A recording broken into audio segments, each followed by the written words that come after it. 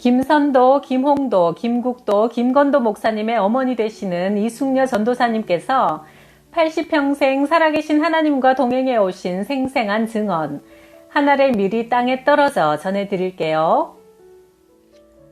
1929년 내가 20살 때 매우 심한 눈병에 걸렸다.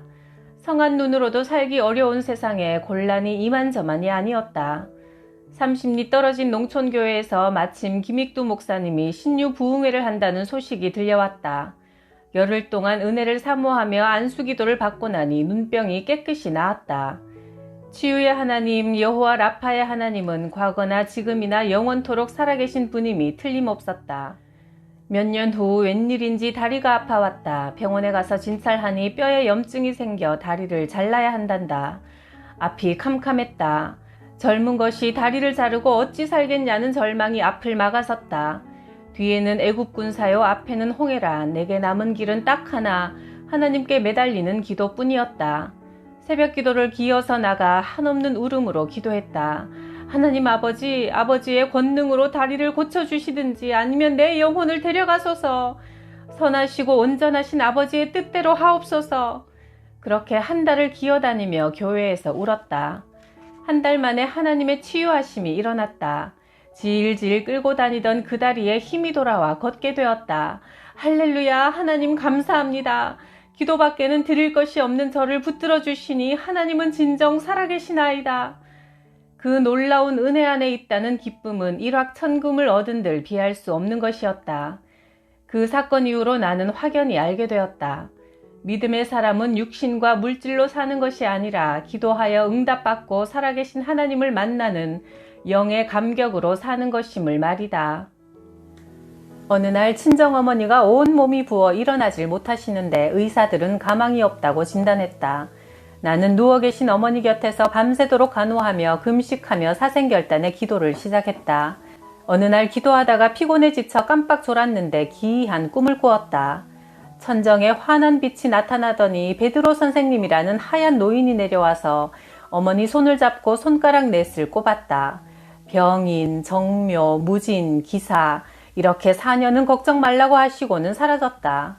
정말 그때부터 병에 차도가 있더니 기도응답을 받은 대로 어머니는 꼭 4년을 더 사시고 기사년인 1929년 11월 16일에 소천하셨다. 10살 난 딸아이 연도가 공부 시간에 선생님이 원숭이가 진화하여 사람이 되었다고 하자 그 어린 것이 겁도 없이 이의를 제기했다.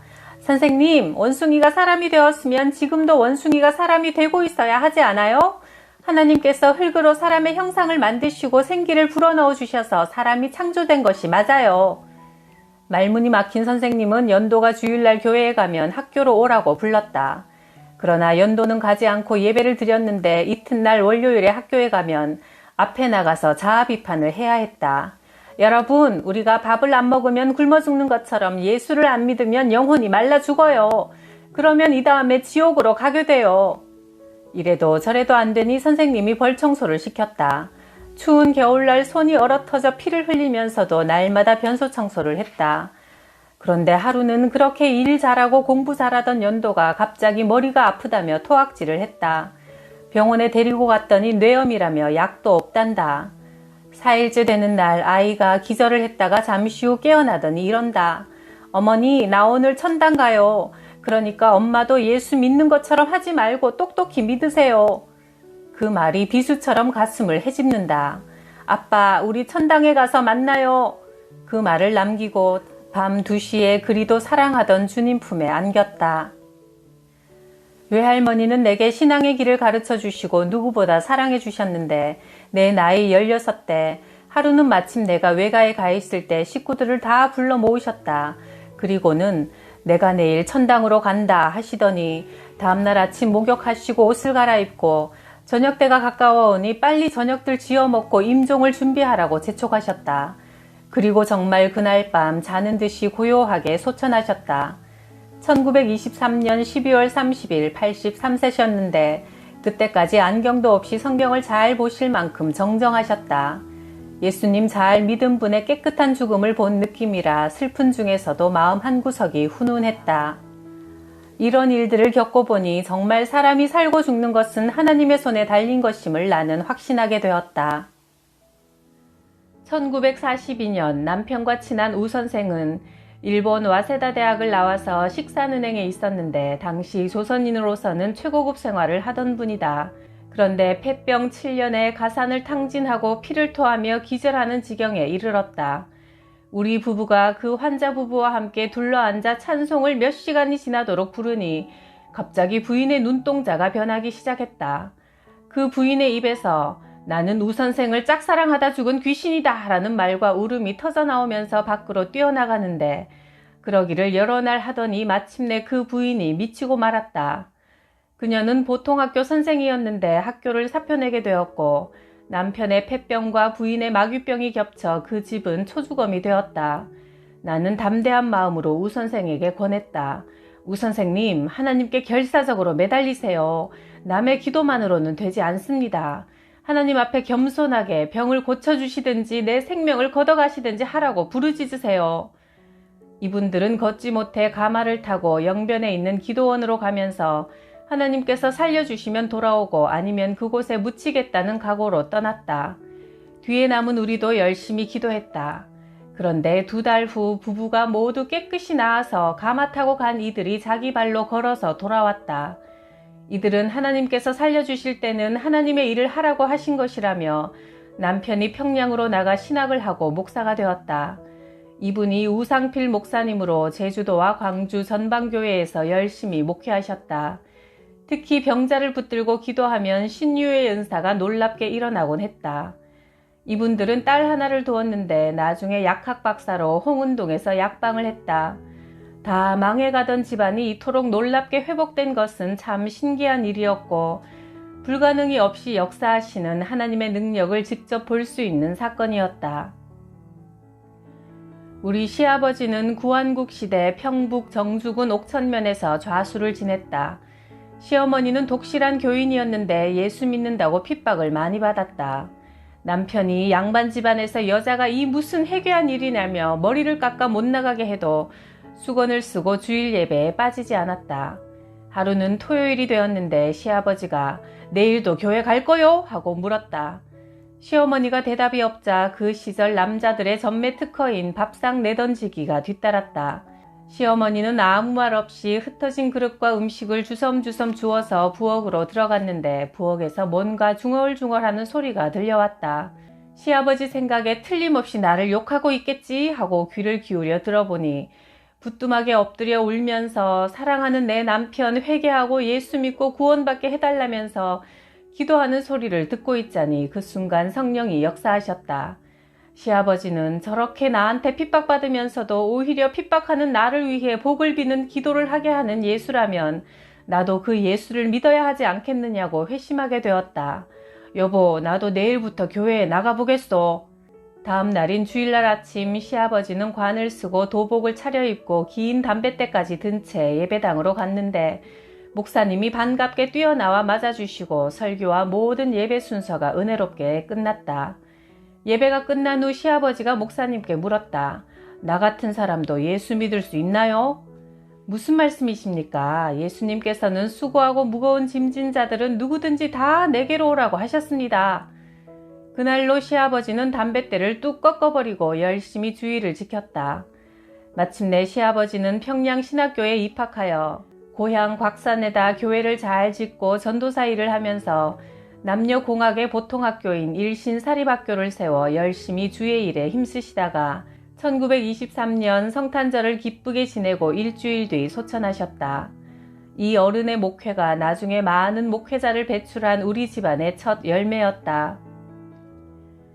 남편의 첫 목회지인 강원도 철원 장흥교회에서 잊지 못할 만큼 가슴속에 남아있는 성도들이 많지만 그 중에서도 이석하 장로님은 뜨겁고 열심 있는 평신도의 모범을 온몸으로 실천하셨다.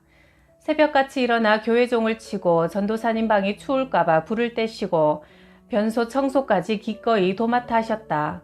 게다가 교역자가 피치 못할 일로 부재 중일 때는 강단을 지켜 설교도 하셨다. 그야말로 곳곳에서 할 일을 찾아서 그것도 어렵고 굳은 일을 솔선해서 하시는 분이었다. 이분이 피난 직후에 떼거리가 없을 정도로 가난한 형편이라 포대자루로 옷을 해입을 정도였으나 아픈 사람을 보면 손수 약을 사 먹이고 치료를 해주니 동네 사람들이 의사처럼 여기며 의지하는 분이었다. 당시 이 장로님은 수중에 돈이 한 푼도 없음에도 누가 하도 권하길래 무리를 하여 40만 원을 주고 땅을 샀는데 그 땅이 지금은 수억대가 되었다. 그처럼 신실하고 충성스러운 사람을 어찌 하나님께서 축복하시지 않을 것인가. 진정 하나님이 살아계실진데 그런 분이 잘 되는 것은 당연한 일이 아닐 수 없다. 한 번은 나도 좀 대접을 해드리고 싶어서 고기 2억 원을 사다 드렸더니 장로님은 그보다 훨씬 더 많이 사서 보내오는 것이다. 그분은 언제나 그렇게 섬김이 뼛속까지 배인 분이었다. 서울에 오니 남편 친구분이 시청에 있으면서 우리 생활 곤란한 것을 알고 충무로에 있는 큰 적산가옥 하나를 내어주며 식당을 해보라고 한다. 무슨 일이라도 해야지 하고 있던 참이라 식당을 시작하니 인부 수십 명이 매일 와서 식사를 하여 그런대로 형편이 괜찮아졌다. 6개월이 지나 10월이 되자 날씨가 쌀쌀해지니 인부들이 막걸리를 찾는다면서 집주인이 막걸리 한 독을 갖다 놓았다. 막걸리를 같이 파니 벌이가 괜찮아 열심히 신바람 나게 일했다. 어느 날 새벽 기도를 마치고 아멘 하는데 불현듯 이런 생각이 머리를 스쳤다. 그러고 보니 내가 술 장사를 하고 있지 않나? 술 장사나 하고 있으려면 이북에서 여기까지 오는 동안 하나님 뜻대로 바르게 살려고 아둥바둥 지내온 것이 다 무슨 소용이 있나? 생명이 살았으면 바른 신앙생활을 해야 할 것이 아닌가? 그랬다. 그것은 나를 향한 하나님의 준엄한 책망이었다. 그 이튿날로 집주인에게 말했다. 저 이 식당 안 할래요. 아니 왜 그러세요? 이 집을 아주머니 이름으로 넘겨드리려고 하는데 왜 그러세요? 이 집값이 얼만지나 아세요? 그러나 나는 두말 없이 식당 일 전체를 넘겨주고 말았다. 내가 그때 그 식당 일과 술 파는 일을 계속했더라면 우리가 서울에서 부자가 되었을지는 몰라도 우리 아들들이 모두 목사가 되지는 못했을 것이다. 철원 군탄교회에 최 속장이라는 분이 있었는데 아들이 간질병 환자였다. 어느 주일날 최 속장이 나를 찾아왔다. 우리 아들이 한 주일 동안이나 혀를 깨물고 헛소리를 하면서 눈띠가 변하고 정신을 못 차려요. 집사들과 함께 신방을 가보니 젊은 청년 경호는 전혀 감각 없이 죽은 사람처럼 누워 있었다. 예배를 드리고 돌아오는데 교인들이 이구동성으로 말한다. 전도사님, 그 환자는 어려서부터 간질이 인이 박혀 있으니 너무 수고하고 신경 쓰지 마세요. 그러나 하나님의 역사는 상황이나 조건, 인간의 이성과 지식을 뛰어넘는다. 잘못된 자와 병든 자를 바르고 강건하게 고치시는 것이 예수님의 능력이다. 그래서 주님은 이 세상에 의인을 부르러 온 것이 아니라 죄인을, 건강한 자가 아니라 병든 자를 부르러 왔다고 하셨다. 그 가정의 경우에는 오히려 그 질병을 통해 믿음을 굳게 하시고 축복해 주시려는 하나님의 계획이 있는지도 모르는 것이다. 이튿날 새벽 4시 새벽 기도를 마치고 나는 다시 최 속장내로 뛰어갔다.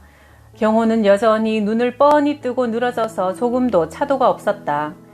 나는 방에 들어서자마자 두 손으로 환자의 머리를 붙잡고 주님을 부르며 큰 소리로 땀이 비오듯 할 때까지 기도드리니 환자의 풀린 눈동자가 바로 돌아오면서 눈물을 쏟아내기 시작했다.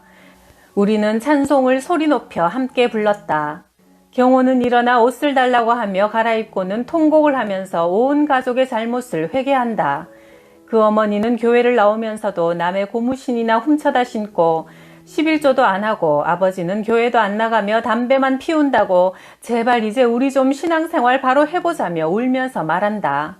하긴 그 어머니는 하도 인색해서 몇십 년을 교회 다니는 동안 11조는커녕 쌀을 30가마니씩 추수해도 콩 한 말 갖다 바치던 사람이다. 나는 이번 기회에 다짐을 해두었다. 경호 아버지, 이제 교회 나오실 거지요? 예. 11조도 하실 거지요? 예. 그로부터 경호는 깨끗이 나았다. 이 치유의 역사 후에 경호는 5년간 간질이 재발하지 않았다. 최 속장 영감도 하나님 앞에서 한 약속에 순종하며 열심히 주의를 지키고 경호도 열심히 기도하면서 신앙생활을 잘하여 병마에서 벗어난 후 결혼도 하고 아들 형제를 낳으며 5년 동안 무탈하고 다복하게 잘 살았다. 그러던 어느 날 최 속장과 함께 신방을 하고 돌아오는데 최 속장이 자기네 밭을 가리키며 말한다. 전도사님, 우리 저 끝머리 밭을 팔았어요. 그래요? 얼마 받았는데요? 150만 원이나 받았어요. 그럼 11조 드려야지요. 나는 무심코 말했는데 그는 대뜸 화를 버럭 냈다. 500원 감사원금 했잖아요. 오죽하면 땅을 팔았겠어요. 벌을 받아도 내가 받고 복을 받아도 내가 받을 터인데 전도사님이 왜 강요하세요? 죽었던 아들이 살아나면서 작정한 성수주일과 11조인데 하나님 앞에서 저럴 수가 있나 싶도록 최 속장의 서슬푸른 강짜는 실로 가당치도 않았다. 최 속장이 그런지 며칠 못 가서 5년 동안 아들 형제 잘 낳고 살던 경호가 읍내에 장 보러 갔다가 약국 앞에서 또 쓰러졌다는 소식이 들려왔다. 새벽 1시에 그 처가 숨 넘어가는 소리로 문을 두들기기에 가보았더니 간질이 재발했다. 그 밤으로 신방을 가서 간절히 기도해주고 돌아오니 경호는 다음 날부터 다시 거뜬히 돌아다녔다. 최 속장에게는 하나님의 축복을 믿음으로 받고 감사할 줄 알아야 한다고 다시 충고했다. 하나님께 서원하고 이를 지키지 않으면 큰 죄가 된다. 서원하고 갚지 않는 것보다 서원하지 않는 것이 나으니 네 입으로 네 육체를 죄짓게 하지 말라. 전도서 5장 5절에서 6절. 스스로 속이지 말라. 하나님은 업신여김을 받지 않으시니 사람이 무엇으로 심든지 그대로 거두리라. 갈라디아서 6장 7절 말씀. 1958년 철원군 장흥리 장흥교회에서 목회할 때 온 동네가 은혜롭게 주님께로 돌아올 무렵 동네에 박태선 전도관이 들어와 전도 활동을 시작했다. 지금은 이 집단의 이단성에 관해 객관적 평가가 끝났지만 그때만 해도 사람들이 긴가민가 하는 형편이었다. 그들은 동네 큰 마당에서 노방전도를 했다. 원래 박태선 씨는 일제시대 때 일본으로 직용 가서 시계 태엽 만드는 공장에서 일했다. 해방 후에는 그때 배운 기술로 서울 창동에 공장을 짓고 운영하면서 김치선 목사가 심우하던 교회에 집사로 있었다. 그 신앙생활의 영역이 커져서 여러 병자, 특히 문둥병자도 그가 기도하면 고쳐지는 능력을 보였다고 한다. 그런데 그 은사를 올바르게 감당하지 못하고 교만이 들어 이단 행세를 하게 된 것이다. 그들이 중심적으로 활용하는 성경구절은 요한복음 10장 11절의 선한 목자 개념이었다. 예수님 말씀에 나는 선한 목자라. 선한 목자는 양들을 위해 목숨을 버리지만 싹구는 목자도 아니요 양도 제 양이 아니라 이리가 오는 것을 보면 양을 버리고 달아나나니 이리가 양을 늑탈하고 해친다는 가르침을 그들은 박태선 씨가 선한 목자인 것으로 오도해 가르치고 있었다. 나는 그 전도대 앞에서 박태선 씨가 예수님을 대신할 수 있는 선한 목자냐고 반박했다. 그리고 동네 사람들에게는 여러분, 이단이 동네에 들어오면 가정 파탄이 생기고 정신병자가 많이 생길 터이니 주의해야 합니다. 라고 말했다. 그러자 전도관의 전도사라는 사람이 우리 집을 찾아왔다. 그는 전도관에서 전매 특허인 양 사용하는 불의 증거, 이슬의 증거, 물의 증거를 들먹이며 성경 토론을 해보잔다. 소위 불의 증거란 박태선 장로가 기도하면 하늘에서 성령의 불이 내리고 이슬의 증거란 그가 기도하면 하늘에서 이슬 같은 은혜가 내리는 것이 보이며 물의 증거는 그가 손을 담그고 기도한 물을 시체에 바르면 10년이 가도 썩지 않는다는 것이다. 내가 따졌다. 박 장로가 물의 증거로 생수를 말하기 시작한 지가 1년밖에 안 되었는데 어떻게 10년 동안 썩지 않는다는 책임없는 말을 할 수 있어. 그러자 이번에는 구체적인 증거를 보여주겠단다. 동네에 전도관을 들여온 여자가 아기를 낳고 정신 이상이 되어 죽었는데 그 아기도 같이 죽은 일이 있었다. 그때 아기에게 그들이 말하는 생수를 발라 묻어 놓았고 묻은 때가 3월이고 증거를 보여주겠다는 지금이 10월이니 10년을 썩지 않는다면 채 1년도 안 된 기간에 썩었을 리가 없다며 그것을 파 보이겠다는 것이다. 만약 아기 송장이 안 썩었으면 우리가 다 같이 전도관을 믿고 썩었으면 전도관을 헐어서 동네에서 떠나가기로 약속했다. 이 일이 알려져서 조선일보 기자가 카메라를 들고 나타나기까지 했다. 가을이 깊은 1958년 10월 저들은 3시간 동안 기도를 하고 야단 법석을 떨더니 땅을 파보자고 했다. 함께 모두 들여다보면서 파보았더니 웬걸 살이 다 썩어 형체도 없었다. 그렇게 해서 우여곡절 끝에 전도관 교회를 크게 지었던 것을 다 헐어가지고 나갔다. 다음부터는 장흥리에 다시는 이단이 발붙이질 못했다. 그 후 교회는 점점 부흥되어 동네 청년들이 100명이 넘게 모여서 예배드리고 봉사하면서 사랑과 은혜가 넘쳤다. 평안남도 양덕에 살 때였다. 양덕은 평양에서 300리를 들어가야 하는 첩첩산중이었다. 산이 얼마나 높은지 여름에도 산봉우리에 흰눈이 녹지 않았다. 그곳에서 평양으로 나가기까지 300리 내에는 교회가 없었다. 10월이 되어 산등성이에 심은 곡식을 모두 거두자 동네 사람들이 모여 산신령에게 산제사를 드린다고 야단이다. 귀신을 섬기며 사는 불쌍한 백성들이었다. 노인들이 집집마다 회비를 거들어 다녔다. 선도 어머니, 회비 좀 내시지요. 우리는 전능하신 하나님을 믿기 때문에 산제사는 못 드립니다. 무슨 그런 말씀을. 산신령이 노하셔서 산벌 받으면 큰일 납니다. 걱정 마세요. 우리는 하나님이 지켜주셔서 아무 일 없습니다. 다른 돈은 다 내겠지만 그 돈은 낼 수 없습니다. 동네 사람들은 곳곳에 돼지머리와 떡과 음식을 차려놓고 절하고 춤을 추면서 귀신을 섬겼다.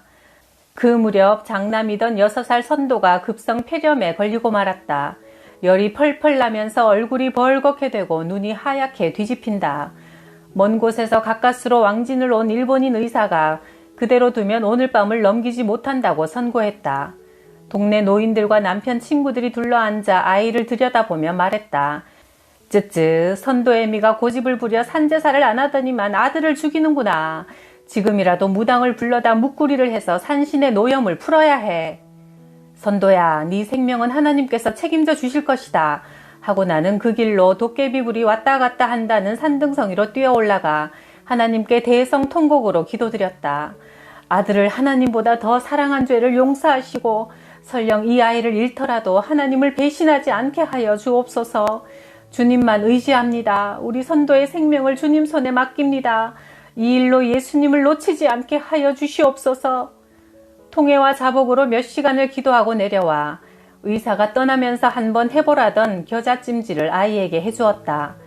겨자를 따뜻한 물에다 죽같이 개어서 폐 쪽과 등허리에 바르고 그 물에 손발을 담가 주었더니 아이는 땀을 뻘뻘 흘리며 잠이 든다. 5일 동안 한 잠도 못 자던 아이는 그날 밤 깊은 단잠을 자고 이튿날 아침에 일어났는데 열이 내리고 병이 씻은 듯이 나았다. 할렐루야. 하나님께 매달려 신앙의 절조를 지키려는 산골 안악내일 기도를 하나님은 응답해 주신 것이다. 하나님은 다 죽은 아이도 살려주시고 죽어가던 내 신앙도 살려주셨다. 70년대 강원도 철원에서 영광교회를 목회할 때다. 시험 없이 성취되는 목회란 있을 수 없지만 교회를 지을 무렵부터 큰 시험이 따랐다.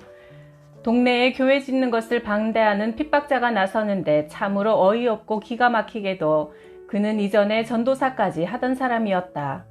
충청도 사람이 본 부인에게 자녀를 5이나 두고도 첩을 얻어서는 철원에 와서 살았다. 그가 교회 터 옆에 살았는데 이웃에 사는 술망낭이를 충동질해 교회 건축을 방해했다. 자기들 집 앞에 높은 교회를 지으면 전망이 막히고 일조권이 침해당한다는 것이다. 지서에다 그렇게 고발을 해서 경찰이 와서 보고는 이 정도로 무슨 전망이고 일조권이냐, 자기네 땅 사서 그 땅에 교회 짓는데 무슨 말을 하느냐며 오히려 깨끗하게 쐐기를 박아주고 갔다. 그런데 그 후 전도사 출신인 그 사람이 맹장염에 걸려 수술을 했다. 나는 위문봉투를 준비해서 찾아갔지만 계속 날더러 저런 늙은이가 무슨 전도사냐며 비방을 했다. 그래도 나는 못 들은 척 했다. 교회로 인해 동네의 화목이 깨어져서는 안 되겠다 싶어서였다. 그런데 맹장염 수술을 했던 그 사람이 수술한 자리에 큰 혹이 생겨 병원에 갔더니 피부암이란다. 배 창자에 큰 구멍이 뚫어져 그리로 대변이 나온다. 그를 데리고 서울 성바오로 병원으로 다녔으나 고치지 못했다. 나는 그 불쌍한 영혼이 구원받게 해달라고 열심히 기도했다. 마침내 그가 통곡하며 회개를 한다. 내 영혼 구원하려고 짓는 교회를 반대하고 핍박했으니 내가 천벌을 받았구나. 내가 수시로 찾아가 먹을 것도 갖다 주고 성경을 읽으며 기도해 주니 늘 나를 보고는 전도사님이 내 믿음의 어머니요, 내 죄를 용서해 주세요 했다. 그렇게 1년 동안을 버티다가 세상을 떠났다. 그 동네에서 20년을 살았지만 어찌나 인심을 잃었는지 한 사람도 와보는 사람이 없었다. 교회에서 관을 사고 상녀와 모든 것을 갖추어 장례를 지내주었다. 죽은 이와 함께 교회를 괴롭히던 그 술망난이는 위가 터져서 입원했다. 내가 또 위문을 가서 돈을 얼마간 전해주고 퇴원한 다음에도 계란과 고기를 사다 주곤 했더니 얼마 후 자기 부인을 교회에 보내면서 자기는 도저히 부끄러워서 못 나온다는 전가를 해왔다. 죽은 전도사는 교회 뒷집이고 술막 나뉘는 옆집인데 앞집에는 무당이 살았다. 그 무당이 아침마다 북을 치며 굿을 하더니 교회 음악종이 새벽마다 울려대니 마침내 굿을 못하겠다고 두 손을 들었다. 무당이 복막염이 심해져 수술을 하게 되었다. 봉투를 들고 또 위문을 갔더니 좋아하고 고마워했다. 동네에 교회가 들어온 이후부터 무당일을 못하게 되어 수입이 없다고 한탄하면서도 교회에서 부흥회를 열게 되어 순복음교회 이재석 목사님을 모시자 무당집에서 목사님을 대접한다고 음식을 큰 상에다 한 상 차려서 두 사람이 양쪽에서 맞들고 가져왔다. 이것은 제사 안 지낸 깨끗한 것이라는 꼬리말까지 붙여서.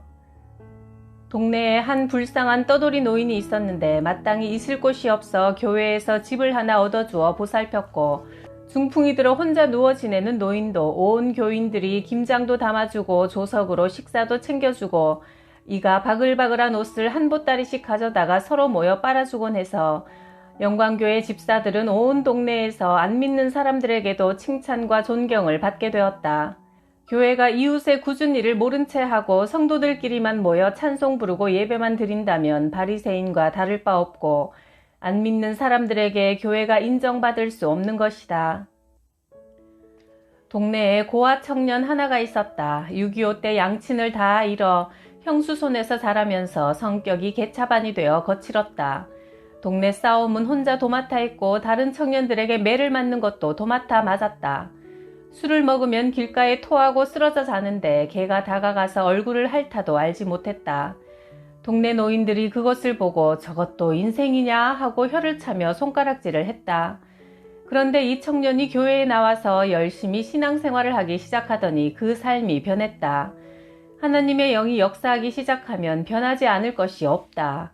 예수를 잘 믿으면 팔자 운명도 뒤집어진다. 뽕나무 밭이 변해서 바다가 된다는 옛말처럼 그 청년은 이윽고 철원지방에서도 손꼽히는 모범 장로가 되고 생활도 풍성한 부자가 되었다. 그 개차반 청년이 놀랍게 변화하는 모습을 보고 동네 노인들이 정말 사람답게 살려면 예수를 믿어야 한다며 청년들을 교회로 앞다투어 보내기 시작하여 교회가 부흥되었다. 군탄교회에서 목회할 때 윗동네에 큰 무당이 하나 있었다. 남이 병이 났을 때 낫게 해준다고 푸닥거리를 하던 여잔데 자기가 병이 들자 고칠 방법이 없어 급기야 교회에 나오게 되었다. 대변을 못 보는 치질함이라 배에 구멍을 뚫고 배변을 시켜야 했다. 교인들과 같이 신방을 갔더니 신당에는 작두와 칼을 두고 남의 집 귀한 자식들 이름을 걸었다는 무명배가 여러 필이 괴짝으로 한가득이었다. 내가 예수를 믿으려면 이것들을 다 불태워야 합니다 하니 순순히 그러라고 한다. 그래서 깨끗이 청소를 하고 10리나 되는 그 집을 밤낮 없이 신방했다. 하나님의 말씀을 받아들이기 시작한 그 무당이 꼭 전도사님 댁에 같이 살고 싶다고 하여 사택 건넌방에 데려다주고 한동안 지내기도 했다. 그는 3개월을 더 살면서 나는 이제 하나님의 딸이다. 마귀는 예수 이름으로 물러가라며 늘 기도를 쉬지 않았다.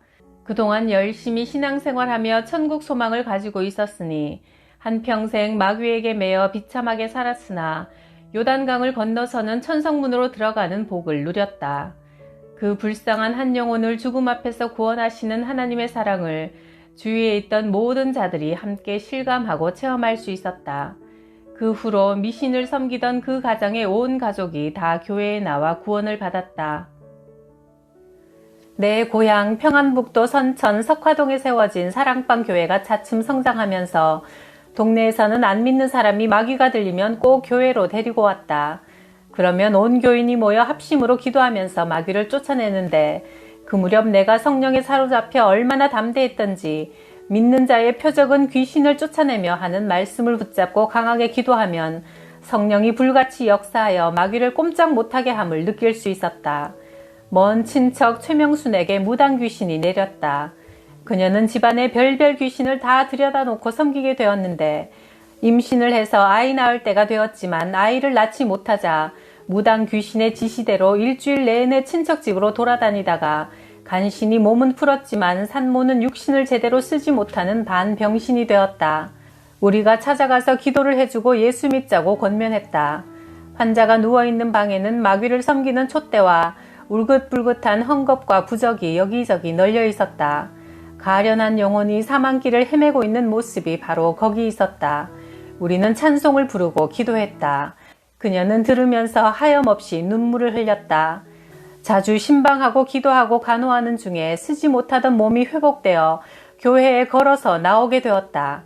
그녀의 남편은 잘 때마다 머리가 9 달린 귀신이 덤벼들어 가위가 눌려 소리를 지르며 깨어나곤 한다고 호소했다.